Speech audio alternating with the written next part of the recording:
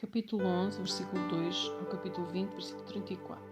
Essa divisão do texto destaca duas respostas principais dadas a Jesus: aceitação e rejeição.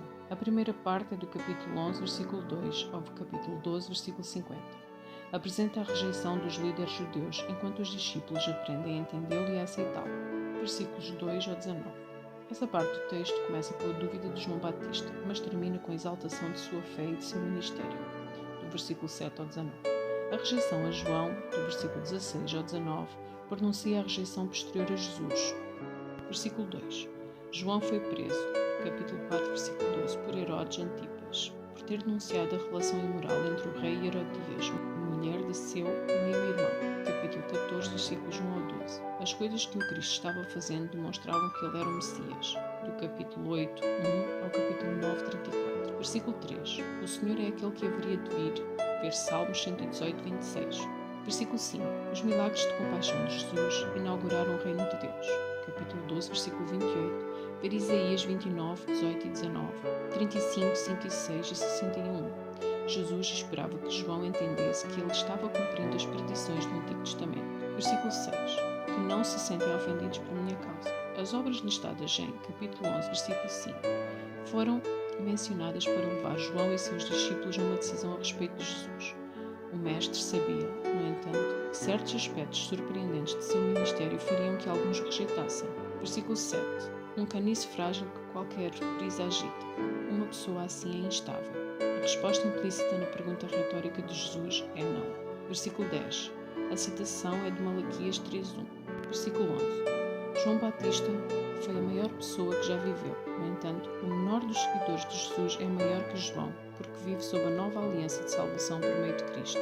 Ver capítulo 4, versículo 17. Versículo 12. O reino dos céus sofre violência, ou o reino dos céus avança à força. Essas alternativas refletem tanto uma nuance positiva como negativa do verbo grego. Na passagem paralela em Lucas 16:16, um verbo diferente, anunciar, reforça o sentido positivo.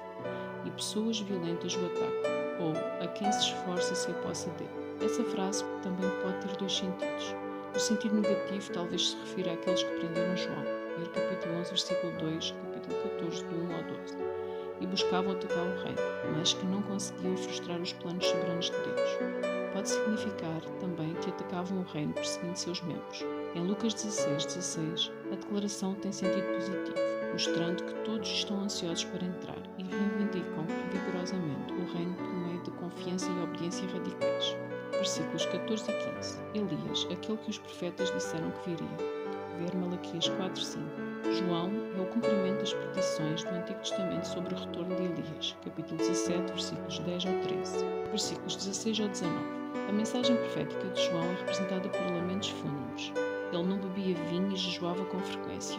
Ver capítulo 11, versículo 18 e ver 3:4. A mensagem de Jesus, por sua vez, é representada pelo som da flauta e pela alegria de quem come e bebe, como numa festa de casamento. Ver capítulo 9, versículos 9 ao 17. Em ambos os casos, esta geração responde aos mensageiros de Deus com indiferença e rejeição.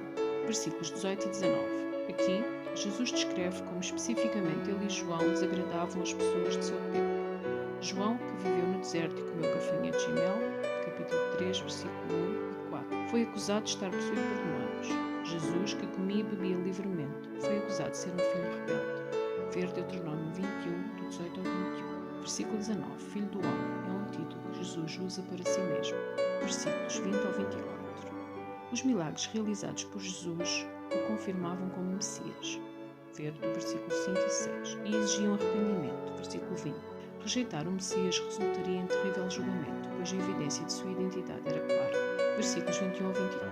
Enquanto percorria as aldeias da Galileia, de Corazim, Betsaida e Cafarnaum, Jesus revelou-se amplamente às pessoas, de modo que haveria um julgamento mais severo caso elas se recusassem a ouvir.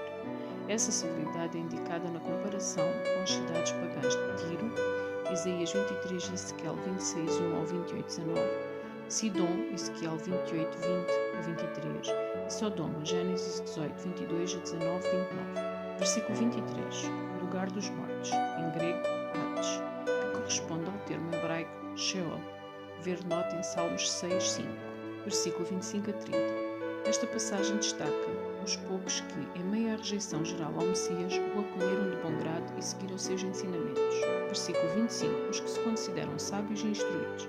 Os fariseus e mestres da lei consideravam garantido seu acesso a Deus, em virtude de seu conhecimento e sua prática da lei. Os discípulos de Jesus eram mais parecidos com crianças. Ver capítulo 21, 15 ao 16. Versículo 27. Jesus revelou seu íntimo relacionamento com o Pai. Tudo o que ele disse e fez se fundamentava nessa união pai-filho. Ver João 10, do 14 ao 15, 14, do 6 ao 7, 15, do 23 ao 24, 16, 15, 17, do 25 ao 26. Versículo 28. As pesadas exigências dos mestres da lei e dos fariseus. Ver capítulo 23, versículo 24. Cansavam e sobrecarregavam o povo. Descanso, renovação espiritual num sentido presente ou futuro. Comparar o capítulo 1, versículo 21 e Hebreus 4, do 8 ao 11. Versículos 29 e 30. O jugo que atrela dois animais é uma metáfora para as exigências do discipulado. Em oposição ao jugo dos líderes religiosos, o de Jesus é fácil de carregar. Não por ser menos exigente, ver capítulo 7, versículos 13 e 14, mas porque a força do Messias, mediante o Espírito Santo, possibilita carregá-lo. Ver Atos 15, 10, 1 João 5, 3. É provável que Jesus estava contrastando o seu jugo com as exigências religiosas dos líderes espirituais de Israel. Capítulo 23, versículo 4 e Atos 15, 10, que incluíam 613 mandamentos do Antigo Testamento e seus desdobramentos por meio da tradição. Jesus convidou os que sofriam sob o peso das demandas dos fariseus a vir até ele. Versículo 28. Para que encontrassem a salvação que o coração deles desejava. É um chamado à salvação que implica uma vida de obediência aos novos ensinamentos de Jesus. As pessoas são chamadas a ter um relacionamento com um mestre manso e humilde.